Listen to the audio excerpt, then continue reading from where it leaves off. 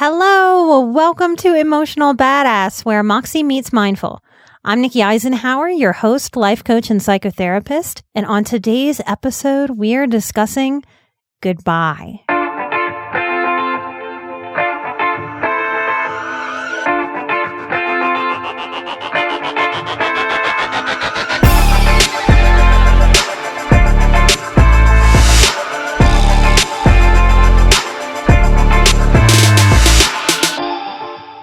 Now, if you're a loyal listener of the show, you may have gotten a bit nervous seeing or hearing the title. I'm not saying goodbye. Emotional Badass is not saying goodbye. But I think that's kind of the point, that when we think about goodbyes, most of us get a little tense, a little sad. We don't quite know what to do with them. In my own healing journey, when I have worked with therapists, counselors, psychologists, body workers, no matter who it was in the healing realm, if I look back, the people who sort of helped me heal up the voids or fill up the voids within myself were always the healers that I felt a genuine care from. They still had boundaries. They didn't stick me in their pocket and take me home and feed me soup. They didn't show up at my house and say, oh my gosh, I'm going to get enmeshed in your life and fix all your problems. And we may have some of these little fantasies when we work with a healer. Our inner child may just want the adults to take over and show up and fix all the things. In my own work as a counselor, I started noticing that the more that I showed my genuine care, the more I saw my clients heal. The more bonded we grew, the more trust developed, the more deeply we could do the healing work that needed doing. Now, I understand, having been in the therapy chair myself for many, many, many years. If you've heard me talk about it before, my estimate is that I've spent about $70,000 over the course of my life, and I am not rich. There are times when I did not have money for food, but I was paying for therapy. It's a weird thing to consider, especially if we have some familial trauma, that our healers may actually care for us and may really love us. When clients get upset or their inner child comes out during a session, sometimes what I will hear is that it's just a paid relationship and that the care isn't real, that I'm just there for the money. I know that I felt that being in the therapy chair. I've definitely felt that with healers that I thought were just kind of there. They were listening. They were passing the minutes until I left, and they were collecting pay. But then there were others that my empath qualities could pick up on, that they were rooting for me, that they genuinely cared about my best interest. They wanted me to figure out how to let go of my pain so that I could feel successful as a human being on the inside first and then externally in this complicated, complex, modern world that we're in. If you go back, I think it's September 2018, maybe 2017, I'm bad about time in this way. I was a guest on Lisa Tahir's show, All Things Therapy. She's been my main healer for I guess pushing maybe 15 years now. It was profound for me when she just said in a session one day that she loved me. I knew it was true. And it validated for my empath qualities that I could start to trust more of what I was feeling, even if someone didn't say it out loud to me. And from that belief and that experience, I've been able to hold that space for people that I work with. Because for me to work more than once with anyone, guaranteed, there is a part of me that is loving something about them. Maybe it's loving my client's spirit. Maybe it's loving the twinkle in their eye. Maybe it's loving their sense of wit, their sense of humor, their zest for life. Maybe even the way they move their bodies, like their little body idiosyncrasies that are so intimate that I get to see and observe and pick up. To see somebody in their painful moments and see them move on is very inspiring to me. It's a hard thing for me not to fall in love with just because of the person that I am. I think there's so much love that happens between healthy healers and clients. And from that love, that rapport, that care, that trust that can develop over time, what comes out of that are these very beautiful goodbyes. And we don't hear a lot of healers talk about their goodbyes. Years ago, I used to do a lot of marketing, a lot of meetup groups, a lot of connecting with other healers, other energy workers, other therapists in whatever community I was in at the time. This is my third physical community since I've been practicing as a counselor. I started asking questions. As you pick things up about different professionals' practices, I would ask colleagues questions like, well, how often do you get goodbyes with clients?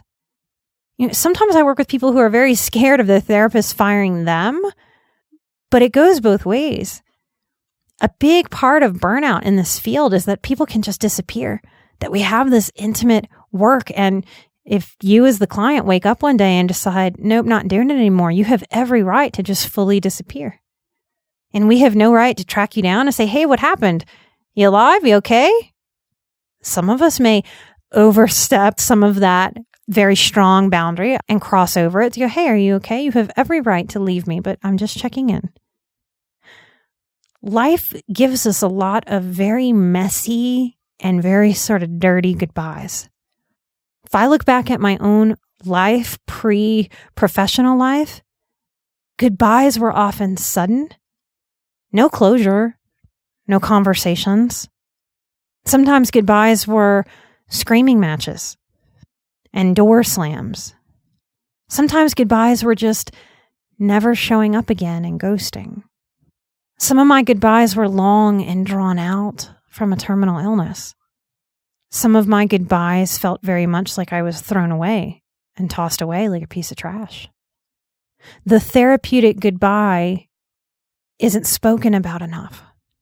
And it makes sense, right? You're doing your work, and if you do the bulk of your work, you don't want to keep paying a counselor a lot of money per hour to go then just have a goodbye. That logic makes sense. But part of why it makes sense is because counselors, our national board, our state boards, we don't do the more you know commercials. Maybe that's what this is. This is my form of this old after-school commercials of the more you know. The clients over the years that have understood the power of what's offered in a therapeutic goodbye will show up for those goodbye sessions, understanding the value inherent in them. To be able to look at someone in the face and say, wow, this is where you were when I met you, and this is where you are now. Look at how far you've come. To take that moment, oh, it's going to make me cry. I'm strong in these tears. To sit there and hold space together, to feel all that has happened over the course of our therapeutic relationship, all that has integrated into the new way of being that you know how to hold for yourself. It's something that seals up our work.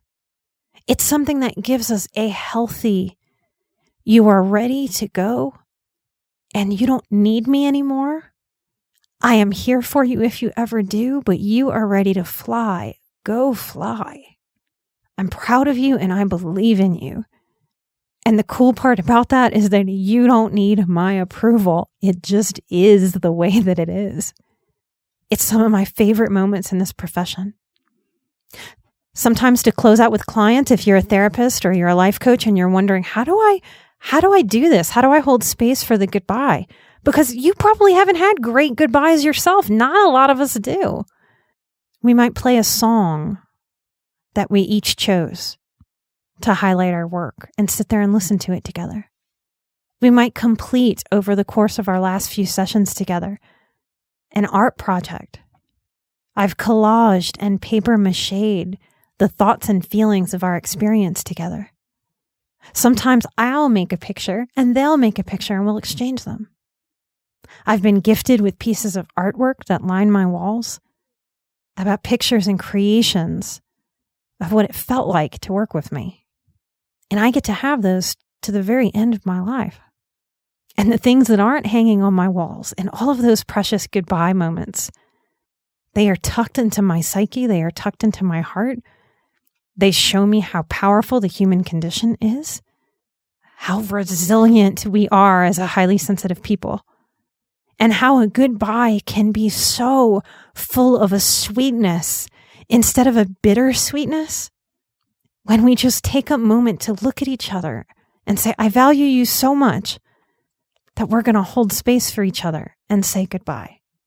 It heals up a lot of our funky goodbyes in this life. Since having this form of healthy goodbye, I have been able to have healthier goodbyes in my personal life. Not always perfect, not flawless, not storybook, but better. And the openness and the rawness that I used to feel in the center of my chest, like I was just burst open and raw, doesn't happen anymore. And that's a cool thing, to be able to sit with myself and know, wow, I've really grown into being able to hold space for the feelings around goodbyes. I don't have to be terrified of goodbyes. I don't have to be overwhelmed by them. I don't have to be shut down, and I don't have to hide from them. It's an amazing piece of adulting that I think a lot of us miss on this journey. So today's episode was about me highlighting something about goodbyes. I hope it gave you something that you can work with right where you are. We're all on a different part of the journey. I appreciate how we're all on a different part of this journey. Thank you for listening. Thank you for being an amazing support for this show every time you share something that helps you in some way. Every time you review the show or hang out at Patreon. If this or any other episode resonates with you, please feel encouraged to share it from our website, emotionalbadass.com. Thank you for supporting us as we support you. It helps us support others. It's a big old love fest. So today I want to take a moment, take a deep breath, and just really honor the goodbye available to us inside of this little teeny tiny goodbye of this episode. That I will tell you from the fullness of my heart that I am grateful that you're listening and that you're out there being the change. And this is goodbye until next time. I'll take care of myself, and I know you will too.